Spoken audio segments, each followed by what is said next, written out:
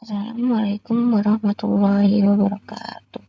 Sebelumnya, perkenalkan nama saya Audi Clara Sumibis dari Prodi TLM di Universitas Gunawan. Jadi di sini saya akan menjelaskan tentang instrumentasi alat laboratorium. Hemoglobin metode Sahli. Metode Sahli, cara Sahli banyak digunakan di Indonesia. Cara ini tidak tepat 100% karena kelemahannya adalah pembacaan melalui visual biasa.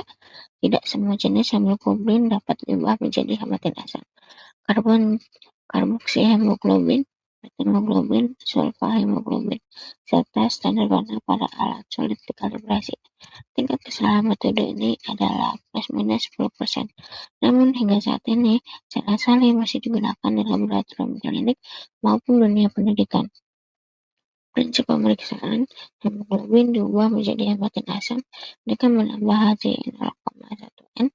Kemudian warna yang terjadi dibandingkan secara visual dengan standar dalam alat hemometer atau pembanding warna. Alat dan bahan yang digunakan dalam pemeriksaan hemoglobin metode Sahli. Yang pertama yaitu ada alat.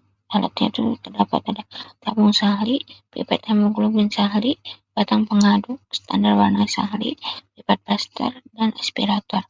Yaitu ada bahannya, yaitu ada darah EDTA, HCI 0,1N, dan Aquades. Selanjutnya ada hemositometer. Untuk melakukan perhitungan sel darah, diperlukan beberapa alat dan cara untuk mendapatkan faktor bilik hitungnya. Salah satu alat atau kamar hitung sel darah yang digunakan adalah bilik hitung Niebuhr infrared. Prinsip pemeriksaan hemositometer atau kamar hitung adalah menghitung jumlah sel dalam volume tertentu secara manual di bawah mikroskop, lalu dikonversi menjadi jumlah sel per satuan volume, biasanya per mm kubik atau UR. Alat dan bahan yang digunakan dalam pemeriksaan hemositometer. Alatnya yang pertama ada kamar hitung, tabung eritrosit, 3 ada tabung leukosit, yang keempat ada aspirator. Selanjutnya ada bahan, yaitu di bahannya darah EDTA, reagen drug untuk leukosit, reagen HAYAM untuk eritrosit, dan reagen Reactaker untuk trombosit. Laju endap darah atau LED, salah satu pemeriksaan rutin untuk darah. Proses pemeriksaan sedimentasi atau pengendapan darah ini diukur dengan memasukkan darah ke dalam tabung khusus selama 1 jam. Semakin banyak sel darah merah yang mengendap, semakin tinggi laju endap darahnya. Laju endap darah berfungsi mengukur kecepatan pengendapan darah merah dalam plasma mm per jam. Proses pengendapnya eritrosit terjadi dalam 3 tahapan, yaitu pembentukan rolok selama 15 menit pertama, pengendapan maksimal terjadi plus kurang lebih 30 menit kedua, pempampapan yang terjadi pada 15 menit terakhir. Ketiga, fase tersebut dapat dipengaruhi oleh adanya getaran atau guncangan, serta kemiringan wadah, sehingga proses penetapan LED harus terhindar dari hal tersebut. Satuannya adalah mm per jam.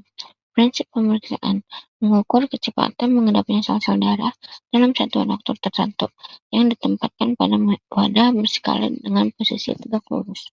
Alat dan bahan yang digunakan dalam pemeriksaan LED. Alatnya yaitu ada rak tabung Wastergen, dan timer. Lalu ada bahan darah EDTA, reagen natrium sitrat atau reagen NaCl 0,9%.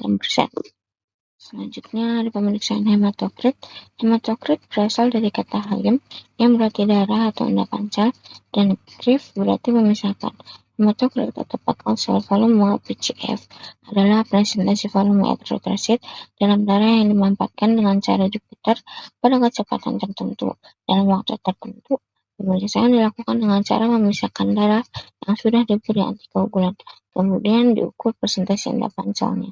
Nilai hematokrit diukur dengan membaca tinggi korpuskuli menggunakan reader atau skala hematokrit.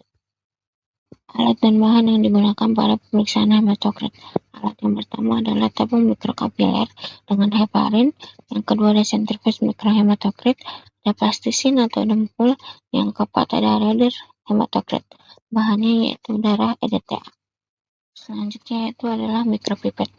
Mikropipet adalah alat laboratorium yang berfungsi untuk mengukur dan memindahkan cairan dalam jumlah yang sangat kecil. biasanya dalam 1 mikroliter.